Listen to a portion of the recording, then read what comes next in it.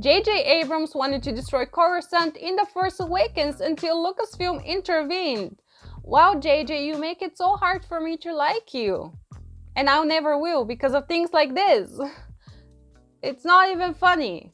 In this video, I'm gonna tell you why J.J. Abrams and The Force Awakens are way worse and more damaging than Rian Johnson and The Last Jedi to Star Wars in general. This is by no means a video where I'm gonna praise The Last Jedi and Rian Johnson because both of them are very bad. But let's talk about this news first because this is mind-blowingly stupid. I'm gonna read from the post in Instagram that Screen Thrill made because I couldn't find the tweets by Pablo Hidalgo, but according to Lucasfilm employee Pablo Hidalgo, who we all so much love, the decision to destroy Hosnian Prime. By the way, what's Hosnian Prime? I don't remember. Why would I remember? Nothing in the original trilogy was memorable, but anyways. So destroying Hosnian Prime in The Force Awakens was the middle ground achieved between Lucasfilm and director J.J. Abrams. The original idea was to obliterate fan-favorite prequel planet Coruscant. Basically, Bad Robot, J.J. Abrams' company, wanted it blown up. Lucasfilm didn't. Hosnian Prime was the unsatisfying middle ground. It happens, Hidalgo tweeted. Again, I cannot find the tweet. I should say some folks, because it's not like companies have points of view, don't they? Pablo Hidalgo, don't they? Really? He then added a reason for Lucasfilm reticence, I don't know what that word is, on destroying the planet containing the Jedi Temple, the Jedi Temple, and so many other landmarks. I think Coruscant being in development in other projects was a big reason for this.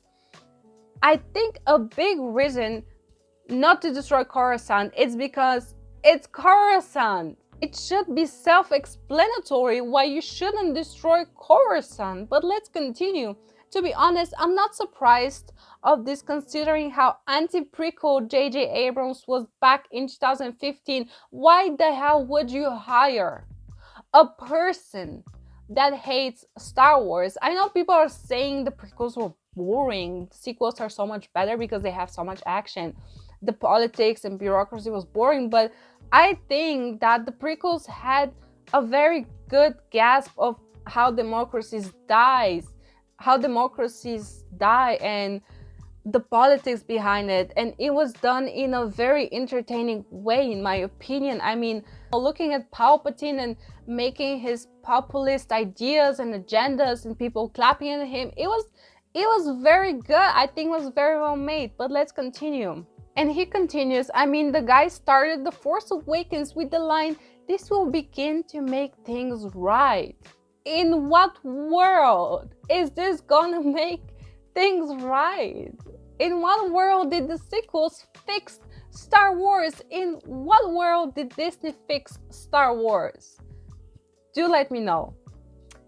And he continues, and we understood the similarities between Hosnian and Coruscant. He wasn't subtle, to say the least. I don't remember that planet at all, but let me read to you something from Star Wars Theory, who replied to the whole article and also posted the story saying, J.J. Abrams, you suck, bro. He does. But he says, tired of these professionals destroying Star Wars with their half-baked ideas and agendas. To future Star Wars writers, it's not about your version of Star Wars. It's about what's best for the story created by George Lucas. Well, the Book of Boba Fett is not that. Anyways, Star Wars isn't just a paycheck. It's a platform. It's not your equivalent of licking fruit in the grocery store and putting it back on the shelf as if it's your flag of victory planted into the earth. The story is bigger than that. I agree with everything Star Wars Theory said, but I think it's a bit too late about that. But anyways, the article that I just read, or the tweets or whatever, is another proof that The Force Awakens wasn't a good start for this trilogy. My personal story with Star Wars with The Force Awakens is that when I watched that first trailer in 2014 or 15, I don't even know anymore, when I saw the trailer with Rey and Finn, and I was like, this is not Star Wars. I thought to myself, I don't want to watch this. When it came out, I didn't go and see it. I think I saw The Force Awakens a few months later or even a year later. I just couldn't care, because when I saw the trailer with Rey and everything, and I was like, who are these people? Where are Han and Luke and Leia? Where are all of them? Where's R2? Where are my heroes? But also, to be honest, I wasn't as invested in the Star Wars community as I am now. I mean, I have a Star Wars Instagram page, I have a Star Wars YouTube channel where more or less I talk about Star Wars and many other things. But I mean, it's called Yoda, so I mean, duh. But I don't think that this doesn't make my opinion just as valid. I did see the Clone Wars, I think in 2018 for the first time, and I absolutely loved it. But I wasn't as invested, you know, when I was growing up. They would always play Star Wars on the TV around Christmas. And for me, Star Wars in the original trilogy was, and it still is, super dear to me. It feels like home, it feels like Christmas, it feels like family, it feels happy. Can something feel happy? I guess it can, but it feels hopeful, and it makes me happy, and it always gives me this warm feeling. But then I became part of the Star Wars community, I guess, and things just changed. I mean, the movies are still dear to me, I still love them, but the whole vibe about Star Wars was just different. People are fighting each other, and it's at the end of the day, it's just a movie. I think that Star Wars has great lessons, and it can give you hope when you're feeling down, and I think you can learn a lot, but at the end of the day, it's still just a movie. So let's start, I guess, officially with this video, why The Force Awakens and J.J. Abrams are the worst thing that could have ever happened to Star Wars. Let me start by saying Han Solo died in the most pathetic, disgusting, humiliating way ever. Him being killed by his own son so he can let the past die? It's nonsense. It's pure nonsense. When I watched The Force Awakens for the first time, I think I knew that Han Solo dies, and when I heard that, I was just I just stood there like, you killed Han Solo? What? How does this make sense? I hear very often, oh my god, The Force Awakens is the best movie of them all, it's super cool. Han Solo dies. Harrison Ford's Han Solo is gone forever. He was killed by his son, by his whiny, angry son. Han Solo was this deadbeat father who left his wife, who left his son, and then he gets killed. Another thing about this scene, about this moment, is that Chewbacca was over it in 5 minutes.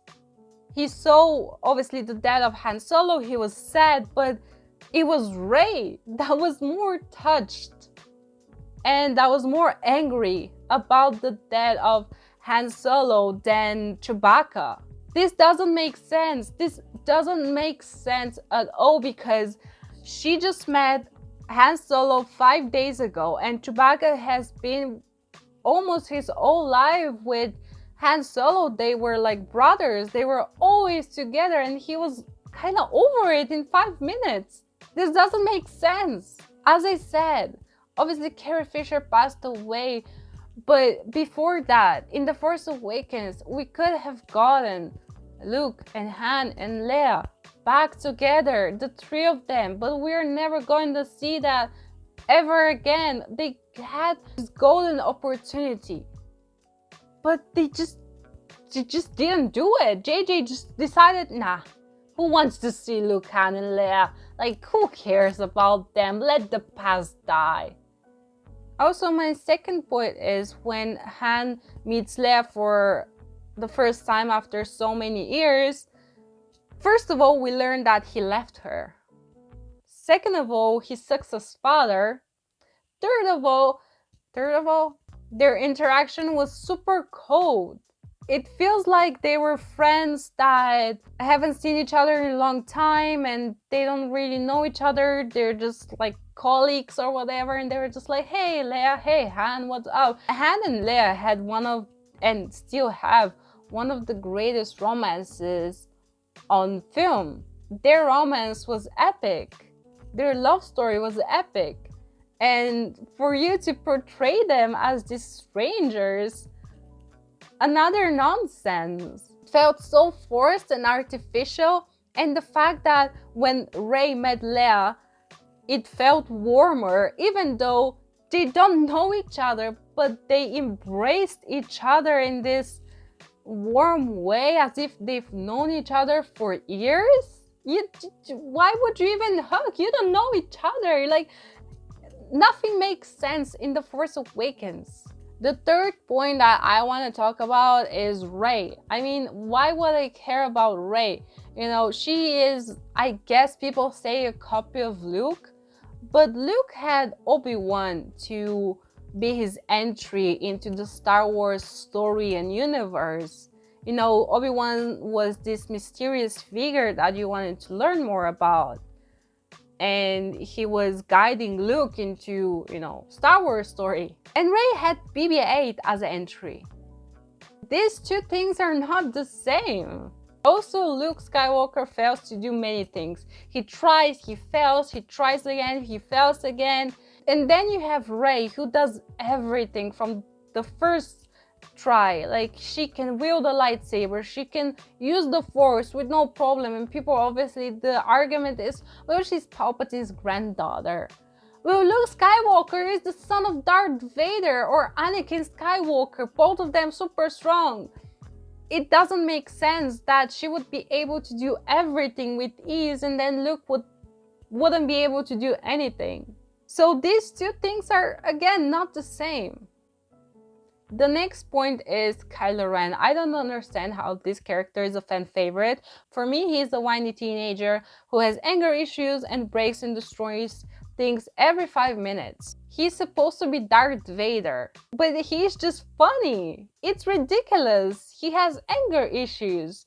Darth Vader was calm and menacing and evil, and again, these two things are not the same. Kylo is a badly written character. He becomes Ben Solo at the end, but I mean, we were just talking about The Force Awakens, but it doesn't make sense. Nothing makes sense in The Force Awakens. And remember when JJ said that it would have been better if they had a plan for the sequels? Well, no shit, Sherlock.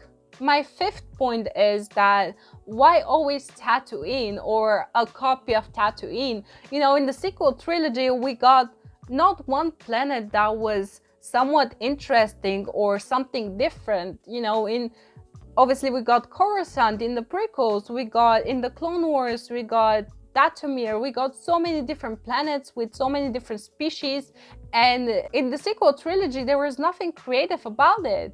With Star Wars, you can let your creativity go wild. You can do anything. I mean, everything is real in Star Wars. Magic is real, aliens are real, everything is real.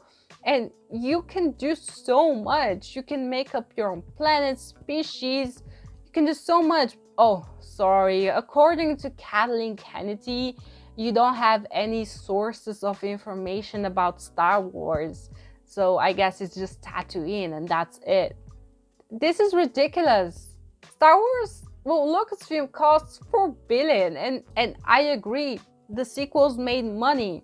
But let's look at the facts. The Force Awakens made $2 billion because it's Star Wars, right? Nobody knew what they were getting themselves into. They knew Star Wars, they knew Luke Skywalker, they knew Han Solo and Leia and everything, and it made $2 billion.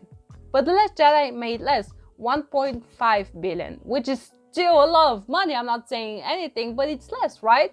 And then The Rise of Skywalker made just about $1 billion. These movies, they should have all made at least $2 billion if done right. And the last point that I want to talk about is Finn.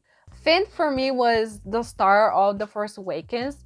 I think his story was somewhat, I was not as invested in his story when I first saw the trailer, but he grew on me when I watched The Force Awakens. I think that he was totally a scene stealer. I think he has a lot of potential. I think his fight against Kylo Ren was very cool, but totally wasted. And I think that Finn was, again, one of the things that I didn't like, because I know what happens to him. I know that he's gonna get wasted. But on the other hand, he was great in The Force Awakens, but they just waste him. In The Last Jedi, it's just funny. It's stupid. It's really stupid what they did to Star Wars. It's stupid. I'm sorry, but it doesn't make sense. And it's very sad, because Star Wars it means so many things to so many people, and for you to mess it up so bad and to say, now I'm gonna do things the right way, and then go on and destroy Coruscant. How is that the right thing to do? I guess this is a video that I wanted to do for a long time, and now with the news that we got from J.J. Abrams or Pablo Hidalgo, I guess now was the right time to do it. And I didn't think too much on the script, because I actually do write scripts, believe it or not, because there's so many things to say about The Force Awakens and Star Wars in general, and I just get mad every time, and it's a waste. Han Solo dies and people are praising The Force Awakens, where Han Solo dies in a pathetic, disgusting way. I don't understand it. If you like The Force Awakens, I'm not saying that you shouldn't like something just because I don't like it, but I don't understand it. But if this is something that got you into Star Wars, then it's fine. I mean, you know, you can like whatever you want to like, but it's just not it. And now with the Book of Boba Fett, it's getting even worse and worse, and everything is being retconned, and we're on Tatooine again, and there's no creativity in Star Wars. Creativity died. Creativity died, really died. The visual effects, the music were great. I mean, that's standard, but in general, it's not creative anymore. The script is awful, but with Star Wars, you can be as creative as you want to be, and it's not. But do let me know down below, guys, what do you think of the whole thing? Do you like The Force Awakens? Do you like the sequel trilogy? What do you think of Coruscant being destroyed? I'll see you in the next video, and as always, I think we need it. May the Force be with us.